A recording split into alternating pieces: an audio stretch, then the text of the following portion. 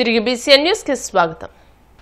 పట్టణ ప్రాంతాల్లో 5 అంతస్తుల వరకు భవన నిర్మాణాలకు ప్రత్యేక అనుమతులు అవసరం లేదని ఏపీ పురపాలక శాఖ మంత్రి నారాయణ తెలిపారు.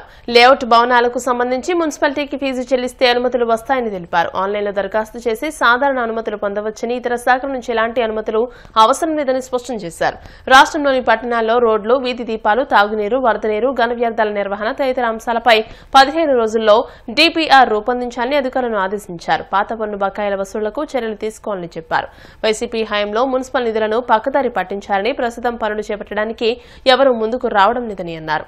పేదలు నిరుపేదలకు 300 చదరపు అడుగులు కడతారు అప్పుడున్న సెంట్రల్ గవర్నమెంట్ నామ్స్. అయితే కొంతమంది వచ్చి రిక్వెస్ట్ చేశారు, సార్ మేము కొంత బ్యాంకులను కట్టుకోగలం, మాకు ఒక బెడ్రూమ్ పెద్దదుండే కట్టన్నారు. కొందరు వచ్చి డబుల్ బెడ్రూమ్ హౌసెస్ కట్టండి సార్, మీరు ఇచ్చే సబ్సిడీ కాకుండా మిగతాది మేము కట్టుకుంటాం అన్నారు. అంటే కేంద్ర ప్రభుత్వం 1.5 లాక్ ఇచ్చింది, రాష్ట్ర ప్రభుత్వం 1.5 లాక్ ఇస్తూ ప్రతి హౌస్ కి 90,000 మళ్ళా ఇన్ఫ్రాస్ట్రక్చర్ కి ఇచ్చింది. అంటే 3,90,000 కేంద్ర ప్రభుత్వం రాష్ట్ర ప్రభుత్వం కలిసి ఇచ్చేటట్టుగా ఆ రోజు డిసైడ్ చేశాం. 3,90,000 అందులో 1,90,000 కేంద్ర ప్రభుత్వం, మిగిలింది రాష్ట్ర ప్రభుత్వం. అయితే దానిపైన ఎంత పడితే అంత వాళ్ళు కట్టుకునే విధంగా యాక్చువల్ గా నిర్ణయించాం. ఆ రోజు ప్రకారం అయితే 300 చదరపు అడుగుల వాళ్ళకి 2,65,000 బ్యాంకులను ఇప్పించేటట్టుగా, 365 వాళ్ళకి 3,15,000, 430 చదరపు అడుగుల వాళ్ళకి 3,65,000 లోన్ ఇప్పిస్తే నిదానంగా కట్టుకునేటట్టుగా చేశాం. కానీ గత ప్రభుత్వం వచ్చి ఈ మొత్తాన్ని గందరగోళం చేసింది. గందరగోళం చేసేసి ఉన్న అంటే ఏదైతే టెండర్లు పిలిచామో 4,54,000 అందులో 2,61,000 నుంచి మిగతా క్యాన్సిల్ చేశారు. 2,61,640 ఇళ్లు మాత్రమే ఉంచారు. అదే తెలుగుదేశం ప్రభుత్వం గానీ అప్పుడు కంటిన్యూ అయ్యి ఉంటే ఆ 7 లక్షల ఇళ్లు అయిపోయింది. మా ప్లాన్ 7 లక్షల ఇళ్లని 38,000 కోట్ల 265,000తో చేయాలనుకుంటే 38,000 కోట్లు సుమారుగా చేయాలని ప్లాన్ చేస్తే వాళ్ళు అవన్నీ కట్ చేసేసి 7 లక్షల ఇళ్లని కేవలం 2,61,000 తీసుకొచ్చారు. కానీ ఆ 2,61,000 ఇళ్లన్నా పూర్తి చేశారంటే కూడా చేయలే. ఆ 2,61,000లో తెలుగుదేశం ప్రభుత్వం అప్పుడు 77,000 ఆల్మోస్ట్ పూర్తి చేసాం మేమే. ఆ 2,61,000లో 2014-19లో మేమే పూర్తి చేసాం. 50 నుంచి 75% దాకా 64,000 ఇళ్లు అయినాయి, మేమే పూర్తి చేసినాం. 25% నుంచి 50% దాకా 49,000 ఇళ్లు అయినాయి. 25% బిలో 1,22,000. కానీ వాటిలన్నా పూర్తి చేశారంటే అవి కూడా చేయలే. అవి కూడా చేయకుండా అలాగే వదిలేశారు. ఈ రోజు ఈ ప్రాజెక్టు మొత్తం పూర్తి కావాలంటే టోటల్ గా 7,500 కోట్లు కావాల్సి వస్తుంది. ఈ 2,61,000 పూర్తి చేయాలంటే 7,517 కోట్లు అయితే ఈ 2,61,000 హౌసెస్ కంప్లీట్ అవుతాయి. పుష్ప 2 విడుదల నేపథ్యంలో జరిగిన దుర్ఘటనను ఆధారంగా తీసుకుని బెనిఫిషియోలను రద్దు చేయడం సరికాదని టీడీపీ ఆంధ్రప్రదేశ్ రాష్ట్ర అధ్యక్షులు ఎమ్మెల్యే పల్లా శ్రీనివాసరావు అభిప్రాయపడ్డారు. పుష్ప 2పై ప్రజల్లో భారీ అంచనాల నేపథ్యంలో థియేటర్ల వద్ద తగిన ఏర్పాట్లు చేయాల్సిన బాధ్యత ప్రభుత్వాలపై ఉందన్నారు.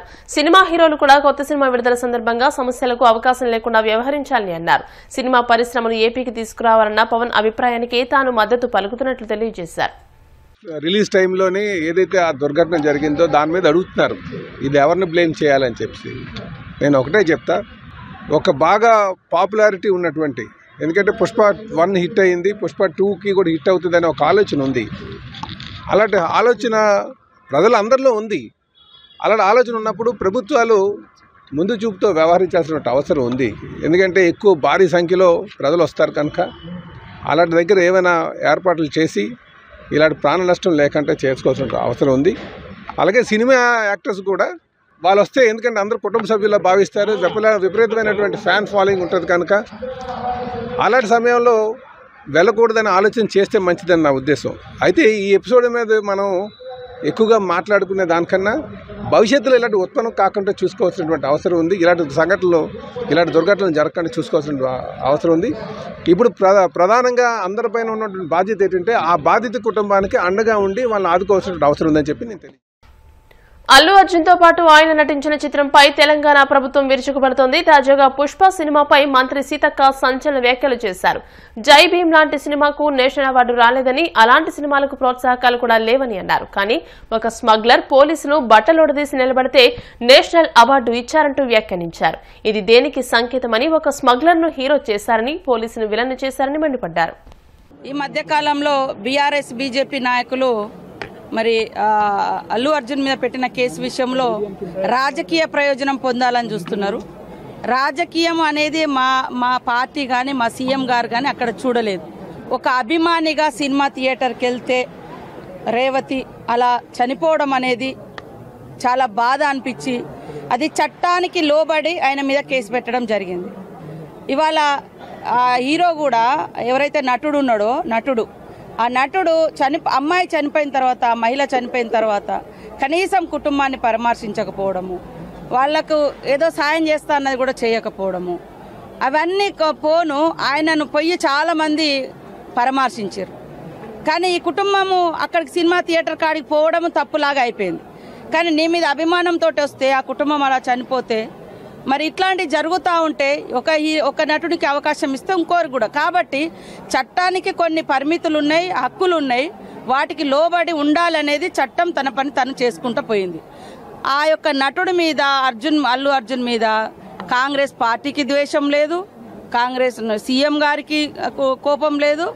కేవలము మన ప్రజల యొక్క హక్కులను కాపాడాలి, చట్టాన్ని రక్షించుకోవాలి, చట్టబద్ధంగా ఎవరైనా శిక్ష అర్హులే అనేది ఈ సమాజం ఖచ్చితంగా ఆ మెసేజ్ తీసుకోవాలి. అతిగా ఎవరు ప్రవర్తించిన వాళ్ళకు శిక్ష ఉంటుంది, పబ్లిక్ కూడా భరోసా ఉంటుంది. మా మీద ఎవరు అతిగా చేసినా ఖచ్చితంగా వాళ్ళకి పనిష్మెంట్ ఉంటుందని అలాంటి నియమ నిబంధనలు చట్టాన్ని మనం ఫాలో అయితేనే ఈ సమాజంలో శాంతి ఉంటుంది, క్రమశిక్షణ ఉంటుంది. లేకుంటే ఇంకొకటి అవుతుందని ఆ కేసు పెడితే ఇవాళ బొలోమని మొత్తుకుంటా ఉన్నారు. నేను ఒక్కటే అడుగుతున్నా బీజేపీ నాయకులని, అయ్యా ఇలా భారత రాజ్యాంగం వచ్చింది, భారత రాజ్యాంగంలో ఉన్నటువంటి హక్కులు ఇప్పటి వరకు చాలా మందికి తెలియదు, భారతీయులకు కానీ అట్టడుగు వర్గాలకు కానీ తెలియదు. ఒక జై భీమ్ సినిమా అనేది ఒక గొప్ప మెసేజ్ ఇచ్చింది.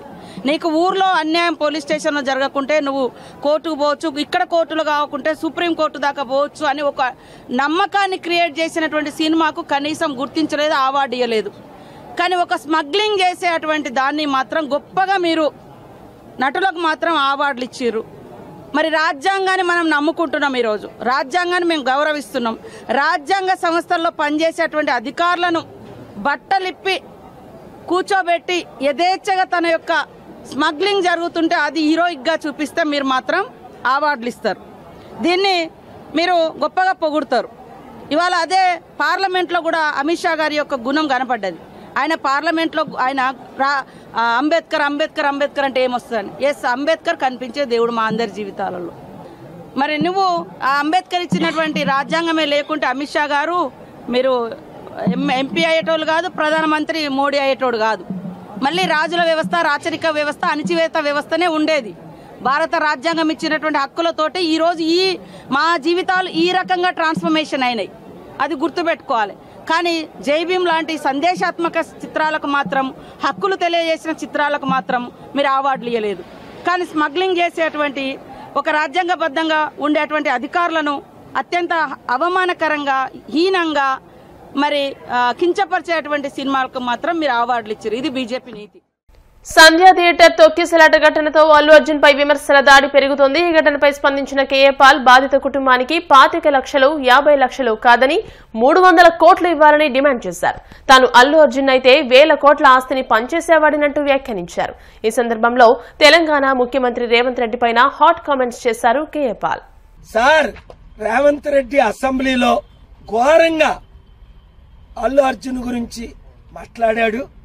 వెంటనే 2-3 గంటల తర్వాత అల్లు అర్జున్ ప్రెస్ మీట్ పెట్టాడు. ఏది నిజమో అని నేను 2 వాచ్ చేశాను. చాలా ఇంపార్టెంట్. దేశంలో 30 కోట్ల మంది వాచ్ చేస్తున్నారు కనుక అల్లు అర్జున్ సినిమా దేశ చరిత్రలో హైయెస్ట్ ఇన్కమ్, అన్ని సినిమాల్ని రికార్డు బ్రేక్ చేసి 1500 కోట్లు సంపాదించింది. నేనే అల్లు అర్జున్ అయితే ఆ సినిమాలో వచ్చిన నా ప్రాఫిట్ అది 200 కోట్ల, 300 కోట్ల, 500 కోట్ల లాభం. ఆ కుటుంబానికి, ఎవరైతే తల్లి చనిపోయిందో ఆ కొడుకుకి, పాపం కోమాలో ఉన్నోడికి, తండ్రికి, అలాగే అనాథులకు, వితంతులకు ప్రకటిస్తా. 25 లక్షలు భిక్షం పెట్టడం కాదు, ఒక జీవితం పోతే 25 లక్షల విలువ. అల్లు అర్జున్ కొడుకు చనిపోయింటే 25 లక్షలతో సరిపెట్టుకుంటాడా? నువ్వు 20 మూవీలు చేసావు, 20 సంవత్సరాలు. ఒక్క మూవీలో వచ్చిన లాభం అంతా ఆ కుటుంబానికి, పేదలకి పంచిమని నేను ఇచ్చే సలహా. వార్తలు ముగించే ముందు ముఖ్యాంశాలు మరోసారి. విచారణ నిమిత్తం చిక్కడపల్లి పోలీస్ స్టేషన్ కు హాజరైన అల్లు అర్జున్ పలు అంశాలపై పోలీసులు విచారించే అవకాశం.